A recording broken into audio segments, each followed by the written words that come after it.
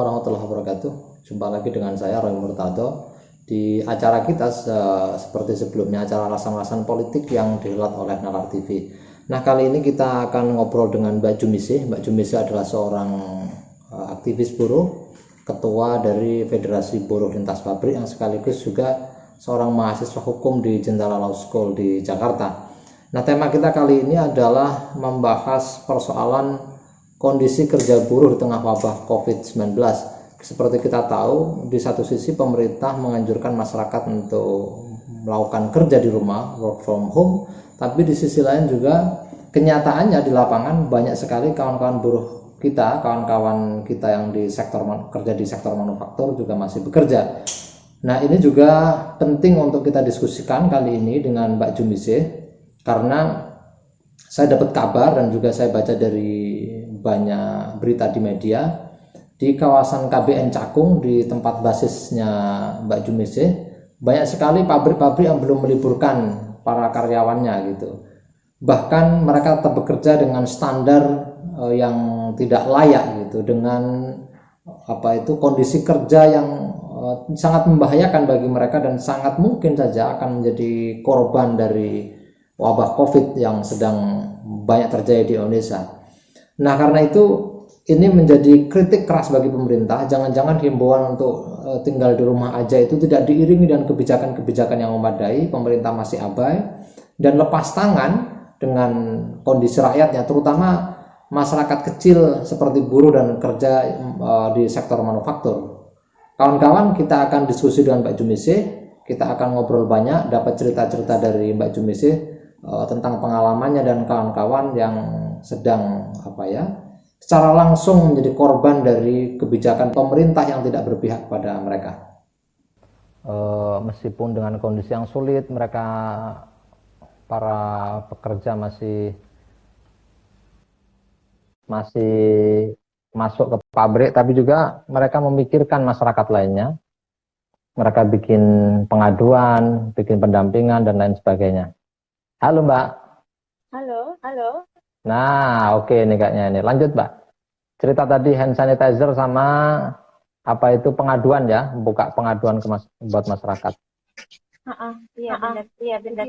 Mungkin memang pengaduan online ini yang kemudian masuk ke kami dan kemudian kami menerima dan jadi tahu bagaimana kondisi teman-teman bekerja. Rata-rata pengaduannya ini kan soal PHK ya. Jadi ada perusahaan yang kemudian memang mengurangi jam kerja. Jadi 2 hari sekali bekerja, 3 hari sekali bekerja, dan itu mempengaruhi upah yang diterima. Kemudian ada yang langsung PHK tanpa pesangon, terutama untuk teman-teman yang dia statusnya adalah buruh kontrak. Gitu. Dan situasi ini memprihatinkan. Ada juga yang ingin saya sampaikan terkait dengan situasi perempuan. Ini kan dari 3 minggu lalu itu kan pemerintah menetapkan bahwa sekolah juga mesti diliburkan. Jadi sekolah online gitu kan. Nah, anggota kami ini kan juga mayoritas perempuan.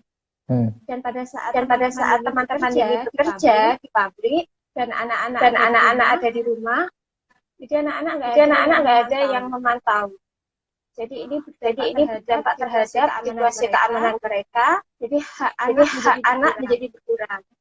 Ini merisaukan situasi seperti ini karena ya kita berharap kejadian yang buruk. Tapi saya menginginkan pemerintah tahu terhadap situasi ini gitu. Jadi situasi ini bagaimana supaya bisa diatasi. Nah, barusan tadi jam 4 sampai jam 6:15 saya kan juga ikut gabung meeting dengan pemerintah, pengusaha, dan juga serikat-serikat buruh dan juga NGO gitu. Jadi pemerintah itu ternyata memang tidak menetapkan lockdown secara penuh. Kenapa gitu? Karena kalau penjelasan pemerintah adalah ya ekonomi kita tidak akan kuat gitu. Jadi kenapa pemerintah membuat peraturan seperti itu? karena tahu bahwa sebenarnya tidak semua buruh bisa bekerja dari rumah. Nah, bagaimana situasi ini bisa dihadapi? Kalau pemerintah tadi menyarankan supaya ya diperbanyak aja dialog, diutamakan dialog sosial, gitu-gitu.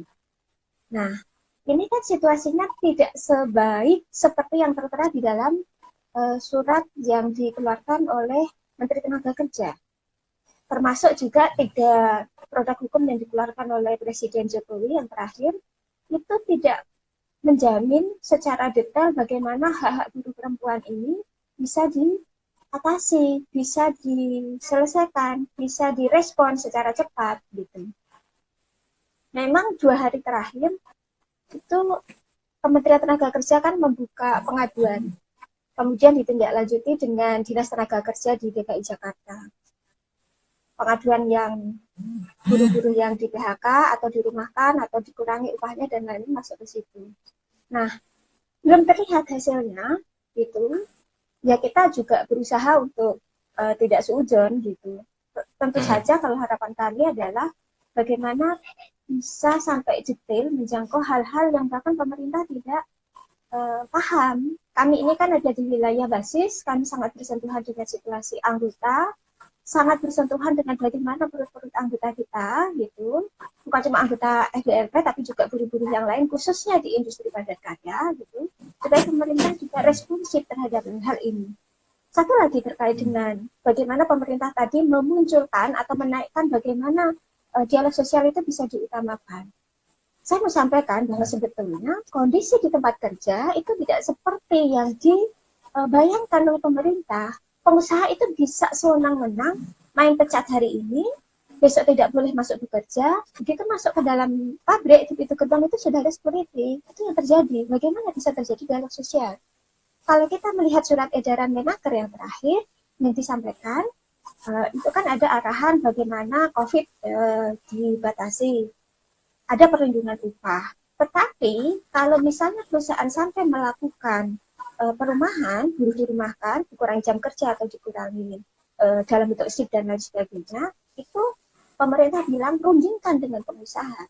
Silakan rundingkan antara buruh dan pengusaha.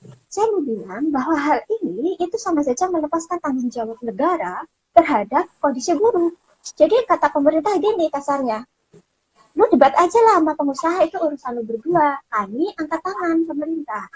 Oh itu luar biasa, jahat. Itu Gus sementara. Ya, tadi kalau Mbak Jumisi bilang bahwa sebagian bahkan sudah di PHK secara sepihak, itu persentasenya berapa persen, Mbak? Banyak nggak mereka yang di PHK secara sepihak itu? Banyak, Gus. Memang pengaduannya ini juga belum banyak. Kalau dari secara nasional ya, di data kementerian hari ini itu sudah 3.300-an pengaduannya. Kalau di posko kami itu ada sekitar 70-an pengaduan. Itu juga dari teman-teman di daerah Jakarta dan Jawa Tengah. Gitu. Kalau anggota FBLT yang sudah menjadi korban, itu ada 30-an di KBN Cakung, di Bekasi ada sekitar 10-an. Itu juga kami berusaha mendesak hari ini untuk melakukan perundingan, pengusaha itu ogah berunding. Jadi bagaimana surat edaran yang dikeluarkan oleh Ibu Fauziah, Menteri Tenaga Kerja, itu ternyata nggak ngefek. Karena apa? Karena seperti kayak dapat angin segar, gitu. Kayak dapat angin segar. Kan boleh dirundingkan, kan artinya boleh dibayar UMP, di bawah UMP. Kan artinya boleh kita membuat. Tapi nyatanya perundingannya nggak ada, jadi sepihak. Itu, Gus. Ya, dan kalaupun ada perundingan tentu saja tekanan dari pihak perusahaan akan lebih besar dan lebih kuat ketimbang dari buruh, toh? Betul, karena kan di mana-mana kalau nggak ada pihak pemerintah, nggak ada intervensi pemerintah, itu kan jadinya posisinya kan dari dulu antara buruh dan pengusaha jelaslah tidak imbang kan. Walaupun kita bilang buruh dan pengusaha imbang posisinya, iya. Pengusaha akan selalu bilang kami punya mesin, kami punya alat produksi, kami punya modal, kami punya kuasa. Buruh juga punya kuasa, punya tenaga kerja. Tapi dalam situasi seperti ini, kita butuh pemerintah untuk ada di posisi yang netral, gitu. Ya tentu saja itu seperti Mbak Jumisi bilang, sebenarnya pemerintah mau lepas tangan. Nama lainnya sih nggak mau peduli gitu. Nah saya mau nanya lagi tuh Pak, kalau pengamatan Mbak Jumisi dan kawan-kawan di KBN Cakung itu berapa persen perusahaan-perusahaan yang masih beroperasi? Kalau di persentase mungkin sekitar 90% masih beroperasi. Nah, secara praktek harian, pola kerjanya apakah masih sama sebelum COVID atau beda dengan setelah ada COVID? Apakah mereka sudah melakukan pencegahan, bikin protokol yang benar dan lain sebagainya? Ada yang berbeda sedikit ya. Misalnya buruh masuk itu dicek suhu badan. Kemudian juga ada pencuci tangan. Kemudian juga ada masker. Nah, masker ini juga buruh-buruh itu dia jahit sendiri, kan rata-rata garmen ya. Jadi jahit sendiri, teman-teman itu pakai bahan-bahan yang tersisa itu. Di anggota kami itu seperti itu. Nah, jadi kemudian kami secara FBLP kan berinisiatif untuk mendatangi pihak KBN Cakung sebagai pengelola kawasan industri supaya tanggap terhadap situasi ini gitu. Waktu itu juga ditemui oleh Bapak GM dari KBN Cakung dan juga pihak dari Rumah Sakit Pekerja gitu. Tapi kan kami ini mendorong supaya benar-benar ada social distance karena ribuan buruh berkumpul dalam satu pabrik dengan jarak yang sangat dekat itu saat ini tidak aman gitu. Tapi sampai saat ini itu tidak direspon oleh para pengusaha gitu. Jadi itu yang menyedihkan situasinya. Sementara kita tahu bahwa setiap hari data kematian ini kan terus bertambah. Di wilayah kami juga sudah ada korban gitu. Artinya kita itu ada di antara situasi, kita berada dalam situasi yang sulit gitu, tetapi pengusaha tidak melakukan upaya yang konkret, pemerintah lepas tangan. Itu situasinya, Gus. Nah, apakah ada sidak gitu, Mbak? Saya lihat kan di media sosial dan di beberapa berita yang di-share oleh kawan-kawan itu kan, kalau ada orang kumpul-kumpul, bahkan di kafe-kafe itu kan udah mulai dimarahin sama polisi, aparat. Nah, apakah ada sidak gitu, misalnya dari aparat setempat di Cakung gitu, atau otoritas di sana yang mengatakan ini harus berhenti, perusahaan harus membayar semua gaji buruh dan lain sebagainya. Gimana, Mbak? Tidak ada sama sekali. Jadi nggak ada larangan bahwa perusahaan tidak beroperasi. Memang ada satu perusahaan yang kemarin dia meliburkan ya,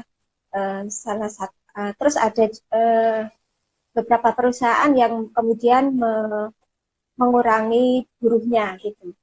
Tapi itu hanya sebagian kecil dan itu juga masih bermasalah di upah gitu.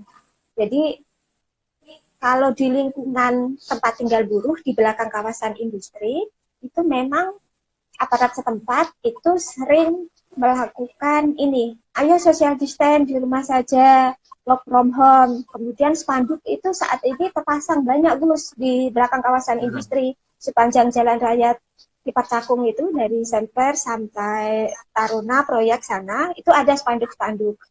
Ayo peduli COVID-19 di rumah saja, di rumah saja. Nah, masalahnya buruh pabrik itu tidak bisa seperti itu.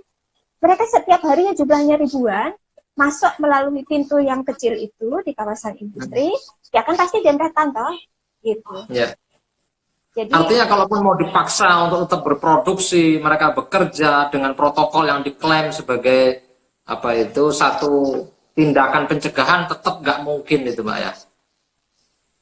Ya, seharusnya bisa dong. Seharusnya itu menjadi perhatian dari pengusaha, kemudian dari pihak kawasan sebagai pengelola kawasan. Maksudnya, artinya Anda mengatakan bisa itu tetap kerja tapi aman, apakah mungkin? Nggak mungkin kan?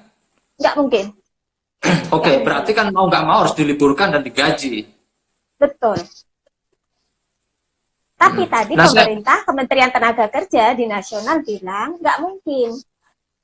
Nggak mungkin, karena buruh ini kan tetap harus isi perut. Kalau nggak kerja nanti nggak isi perut. Terus itu tadi ada salah satu sama perusahaan. Ya, jadi mentah.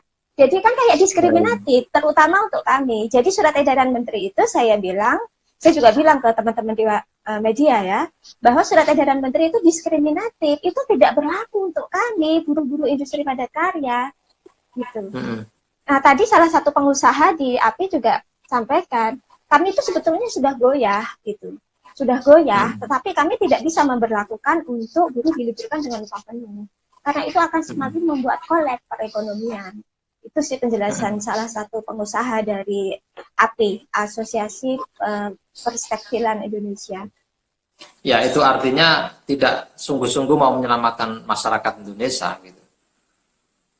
Ya, tetap ingin mengamankan investasi dan produksi di Indonesia. Nah, ada pertanyaan yang juga menggelitik saya itu, Mbak. Begini nih.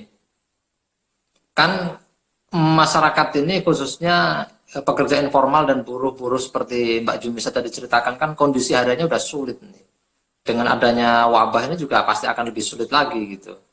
Nah, kebayang nggak Mbak, mungkin nggak kalau ini perjuangannya ini terus kemudian dikabulkan, diterima gitu, terus buruh-buruh bisa dirumahkan, terus hak-haknya itu dipenuhi, mungkin nggak seperti itu Mbak? Atau ada nggak langkah-langkah ke sana itu?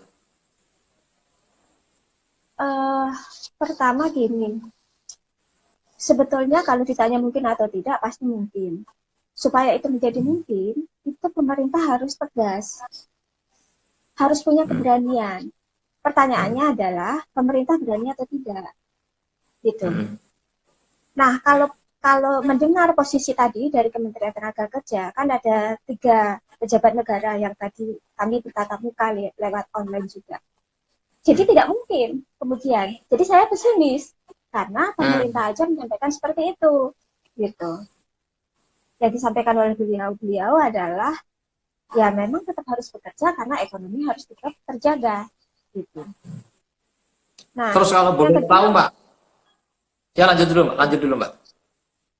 Yang kedua gimana?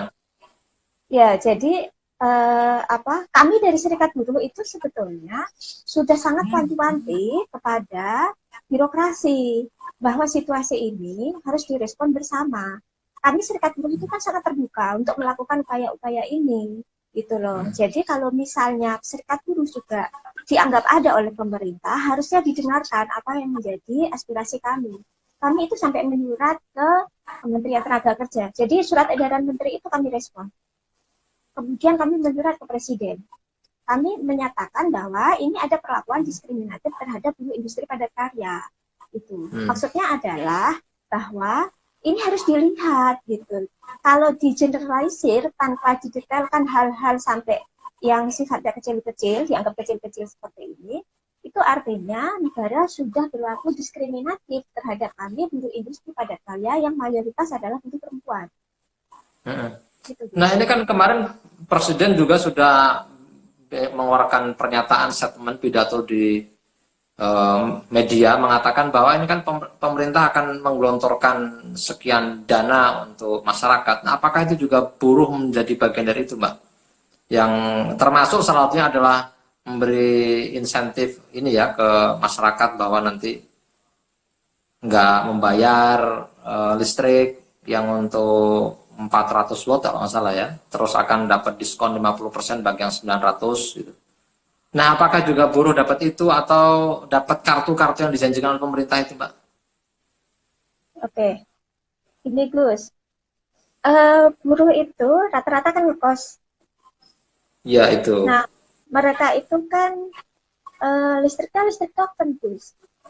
Jadi kalau listrik yang difasilitasi pemerintah itu kan listrik yang sebelumnya gitu. Jadi artinya kami tidak tersentuh. Buruh industri padat karya itu tidak tersentuh. Gitu. Kemudian terkait dengan ya sama aja bohong. Waduh, ya. Terus terkait dengan kartu pekerja, jadi ada syarat-syarat khusus untuk penggunaan kartu pekerja. Salah satunya adalah si buruh harus terdaftar sebagai peserta dari BPJS Ketenagakerjaan. Masalahnya adalah selama ini sebelum ada COVID pun kan banyak pengusaha yang tidak mendaftarkan buruhnya ke BPJS Ketenagakerjaan. Itu kan masalah lagi, Gus. Ini masalah yang sebelumnya ada, terus sekarang ada COVID, pemerintah bilang supaya kartu pekerja berguna, maka salah satu syaratnya adalah menjadi peserta BPJS Ketenagakerjaan. Loh, orang nggak terdaftar, nggak didaftarkan sama pengusahanya, gitu. Jadi ya repot sekali. Jadi kayak gimana ya? Sudah jatuh tertimpa tangga. Ya, itu artinya yang diomongin Presiden kemarin itu absurd sekali bagi buruh gitu. Iya. Artinya nggak menjawab apapun dari semua persoalan yang dihadapi buruh. Saya bisa membayangin betapa perihnya dan sulitnya ya. Seperti Mbak Jum tadi cerita soal 40 kawan anggota FBLP yang sudah menjadi korban PHK secara sepihak. Saya nggak bisa bayangin bagaimana kondisi mereka, apakah masih bayar kontrakan, untuk kebutuhan makannya bagaimana, ataukah mereka akan pulang, sementara pulang juga udah nggak boleh gitu. Apa yang dilakukan Mbak dan kawan-kawan untuk anggota yang menjadi korban tadi itu Pak, PHK secara sepihak itu? Ya, ya anggota sih macam-macam ya permintaannya. Minta demo spontan supaya ada tekanan ke pengusaha. Kita bilang dalam situasi sekarang kita tentu saja belum bisa demo. Kan kita juga harus mengerti bahwa demonstrasi saat ini situasinya juga menjadi sulit karena itu juga berpotensi kan. Bagaimana kita bisa menjaga kesehatan kita gitu. Nah, jadi sementara yang kita lakukan upaya advokasi perundingan pengusaha, menekan ke pengusaha untuk melakukan perundingan gitu, karena poinnya sebetulnya kan di perundingan. Itu susah sekali Gus, karena itu tadi sudah diputuskan sepihak oleh pengusaha, terus kita coba merespon kok dadakan gitu kan, pengusaha memperlakukan itu ke kita sepihak gitu, itu yang kita protes. Jadi tetap harus ada perundingan, bipartit dan seterusnya. Yang kedua adalah menggalang dukungan gitu, karena sudah pasti teman-teman ini kan akan terguncang isi perut, juga bayar kontrakan. Begitu satu mata pencarian diputus, itu akan berdampak terhadap keluarga di rumah. Kan ada anak, ada anggota keluarga yang lain. Gitu. Nah ini situasinya memprihatinkan gitu. Jadi tentu saja kita akan mencoba menggalang dukungan untuk mengatasi persoalan ekonomi ini. Tapi di luar itu hubungan ketenaga kerjaan itu harus tetap bisa berlanjut. Kalau sekarang sudah banyak yang di PHK, terus akan ada tambah lagi potensi buruh yang ter-PHK, artinya nanti akan ada ratusan buruh ter-PHK dan itu akan berdampak terhadap ribuan anggota keluarga yang lain gitu. Itu situasinya harus direspon dengan cepat oleh kita sebagai serikat buruh. Nah, tekanan kita kepada pemerintah adalah hal ini supaya direspon. Ini hal-hal yang urgent, ini di depan mata. Jadi jangan urusannya dengan nyawa ini gitu. Iya, jadi pemerintah bilang ayo social distance, ayo work from home gitu. Tapi kenapa kita didiskriminasi? Itu yang membuat saya marah. Dan kalaupun dirumahkan, artinya itu dirumahkan selama-lamanya, diberhentikan, nggak dikasih pesangon, dan ya artinya itu dizolimi, sementara buruh juga punya tanggungan keluarga dan bahkan yang ada di kampung. Gitu. Betul. Nah ini pertanyaan lain. Sebenarnya. Iya, pertanyaan lainnya Mbak. Kalau misalkan lagi-lagi kita bisa berandai-andai kan gitu. Terus kemudian memenuhi lah meskipun nggak seberapa, diterima nggak sama buruh-buruh gitu. Kalau upaya kita kan seharusnya maksimal ya Gus ya.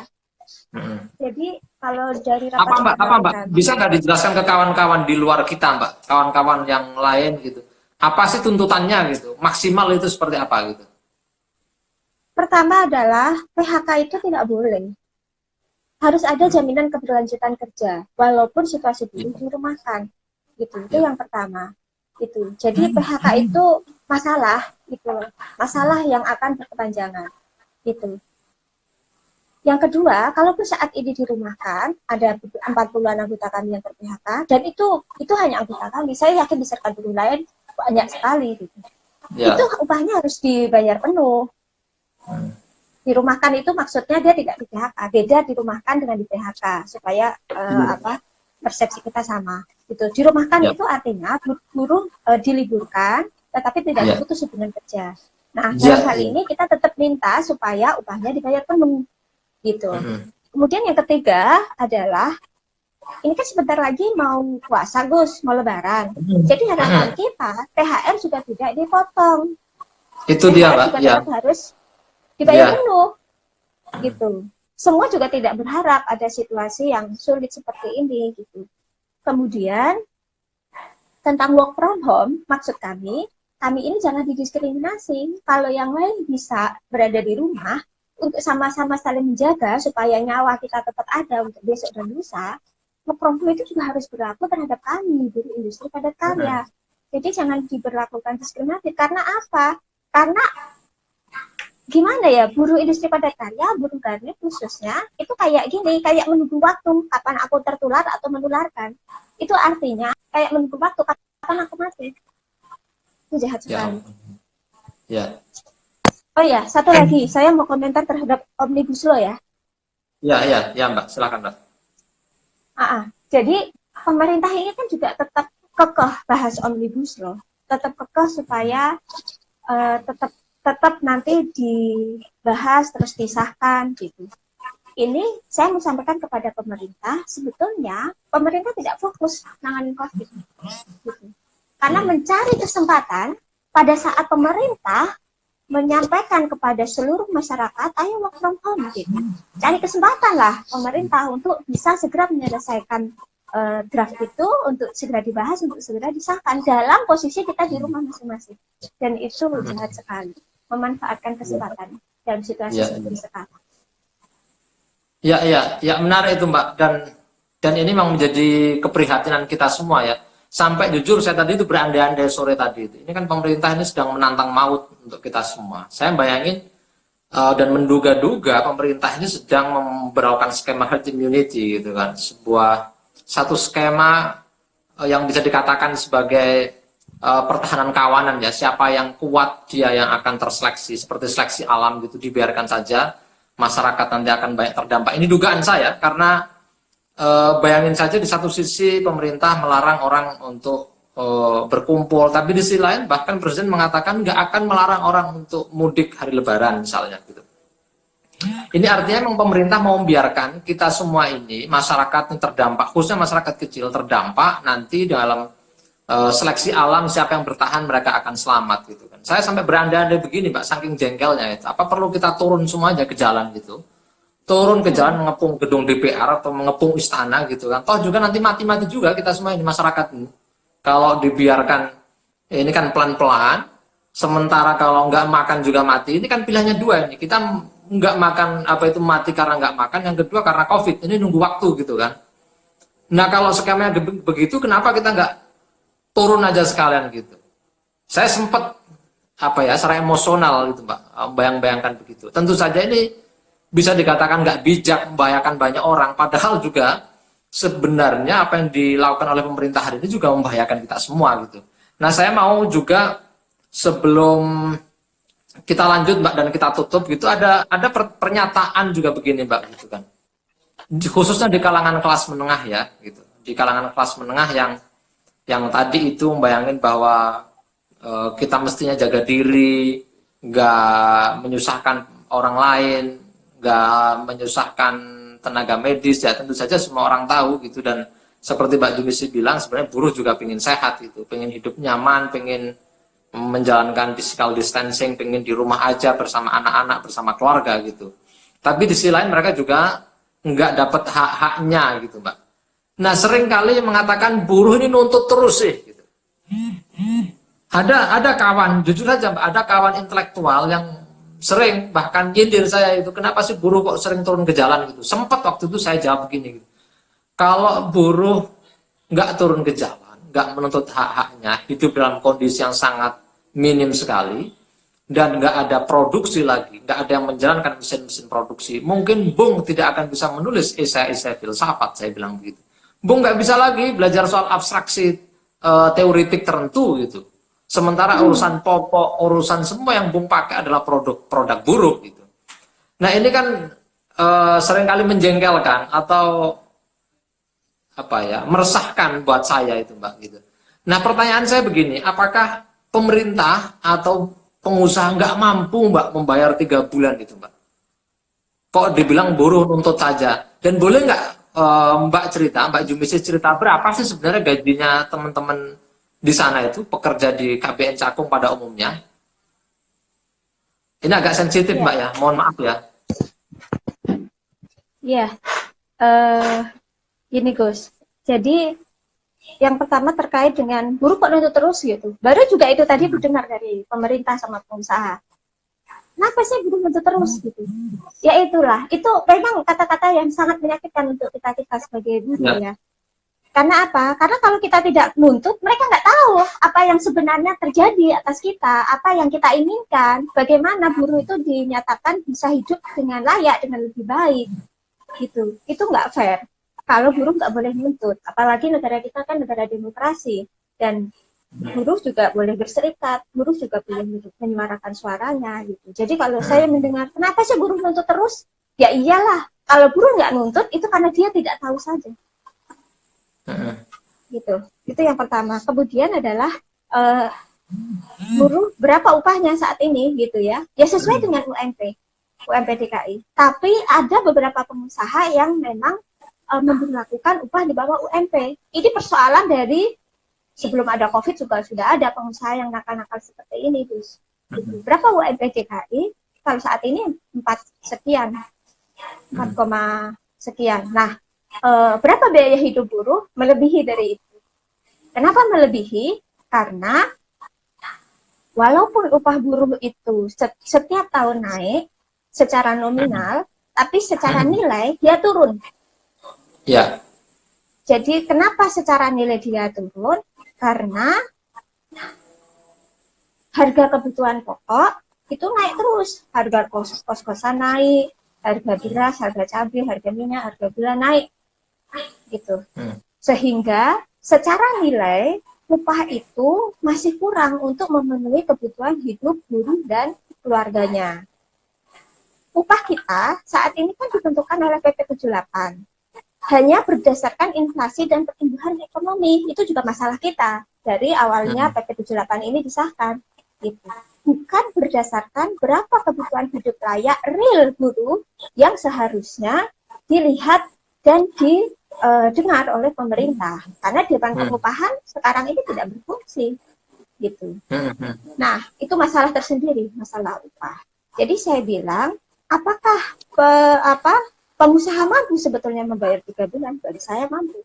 Bagi saya, bukan ahli ekonomi. Tapi secara kasat mata, kita bisa tahu bagaimana setiap bulan pengusaha itu berproduksi, sedemikian banyaknya ekspor dilakukan sebelum terjadi COVID, bagaimana nilai lebih buruh selama ini diambil, itu kan sudah merupakan tabungan yang luar biasa. Kalau pengusaha mau jujur, kalau pengusaha mau baik hati, dalam kondisi seperti sekarang ini, relakan sebagian dari penghasilan yang sudah ditumpuk bertahun-tahun itu untuk bayar upah buruh 3 bulan ke depan, termasuk THR. Bagi saya mampu. Kalau mereka mau terbuka. Tadi pengusaha bilang, kami ini sudah nggak bisa impor bahan bakunya dari luar negeri, kami sudah nggak bisa ekspor karena pasaran Eropa dan Amerika itu sudah tidak bisa menerima. Tapi kan tabungannya masih banyak. Apakah pengusaha ada yang mau membuka diri tabunganku sekian? Nggak ada. Pengusaha itu kalau tahun ini dia untung 1 juta, terus tahun besok dia untung 500, itu dia akan bilang merugi. Padahal itu untung. Itu yang tidak pernah dibuka. Jadi nggak ada yang sebenarnya keterbukaan. Aspek kesetaraan itu nggak ada. Bahwa buruh dan pengusaha sekarang itu sebenarnya nggak ada. Itu nonsens. Gitu. Nah, apa yang bisa dilakukan supaya pengusaha mau mengambil tanggung jawab itu? Pemerintah harus ada. Pemerintah harus mengambil tanggung jawab lebih. Kan memang itu tugasnya pemerintah. Rakyat sudah memilih kepala pemerintahan, sudah memilih pejabat-pejabat, sudah memilih birokrasi berdasarkan janji-janji muluk pada saat pemilu, pada saat pilkada, dan seterusnya. Kemana mereka dalam situasi sekarang? Hadirlah untuk berada dalam situasi sekarang, terutama menyelamatkan perut dan menyelamatkan keberlanjutan kerja. Gitu. Jadi kalau pertanyaannya mampu, pasti mampu. Indonesia itu kaya, kalau mau sama-sama terbuka. Ada juga banyak orang-orang terkaya di Indonesia yang jumlahnya tidak banyak. Kenapa tidak mau berbagi dengan kita yang miskin ini, yang setiap hari bertaruh nyawa? Saya mau sampaikan bahwa 2 hari terakhir, 3 hari terakhir, Jakarta Utara sudah tidak lagi sepi. Tidak seperti 2 minggu yang lalu, seminggu yang lalu. Kenapa? Karena sudah tidak bisa bertahan di rumah. Barusan tadi ada anggota yang dia adalah Grab online, Gojek, ya. Jadi dia bilang sudah tidak bisa lagi di rumah karena di rumah itu butuh nasi, butuh lauk-lauk, dan itu sudah tidak bisa. Karena kemarin mereka mencoba bertahan di rumah, tapi ternyata tidak bisa. Dan itu juga saya melihat sih di jalan-jalan sekarang sudah ramai. Jadi sudah tidak berlaku lagi itu spanduk-spanduk di jalanan yang bertuliskan di rumah lebih baik, demi masa depan, dan lain-lain. Ya karena mereka bertahan 2 minggu aja udah nggak mampu gitu. Ya, udah nggak mampu. Karena dibiarkan betul mereka untuk survive sendiri-sendiri dan pemerintah lepas tangan. Ya, terima kasih Mbak Jumisi atas diskusi yang berharga ini. Jujur, saya sendiri mendengar begini dari Mbak Jumisi dan dari banyak kawan-kawan yang lain ini kan membuat kita semakin gelisah dan semakin jengkel, muak dengan situasi yang diciptakan oleh pemerintah. Kalau kita mau mundur ke belakang sedikit, sebenarnya kesembronan ini kan dimulai dari pemerintah. Sejak awal tidak mendengarkan temuan-temuan saintifik, sejak awal tidak mendengarkan himbauan banyak pihak agar Indonesia berjaga-jaga dalam situasi yang terburuk, bahkan justru ingin menggenjot investasi di sektor pariwisata. Tapi gitu kan, kita tahu dalam negara kelas yang mengaku diri sebagai negara kesatuan Republik Investasi, ini Mbak Jumisi gitu kan, kita butuh banyak bersabar-sabar dalam perjuangan, kita butuh banyak melipat gandakan solidaritas. Saya selalu berdoa Mbak Jumisi sehat, sekeluarga, kawan-kawan di sana. Salam ke Mbak Dian dan kawan-kawan. Entah gimana caranya kita tetap bersolidaritas, kita menjadi bagian dari masyarakat Indonesia yang secara umum, secara keseluruhan adalah menjadi pihak yang paling dirugikan, terutama adalah teman-teman buruh. Dan mudah-mudahan ini juga menjadi perhatian banyak kawan ya di luar buruh gitu kan. Teman-teman kelas menengah kita yang sok-sokan pengen menyelamatkan Indonesia gitu, lihatlah kondisi ini gitu. Kita nggak bisa ngomong menyelamatkan diri sendiri gitu. Kalau satu orang nggak selamat, sesungguhnya kita nggak selamat semuanya hari ini gitu. Ya, atau kalau itu masih ragu tentang kondisi itu, boleh ke Jakarta Utara dan melihat situasi real apa yang sebenarnya terjadi di kawasan industri.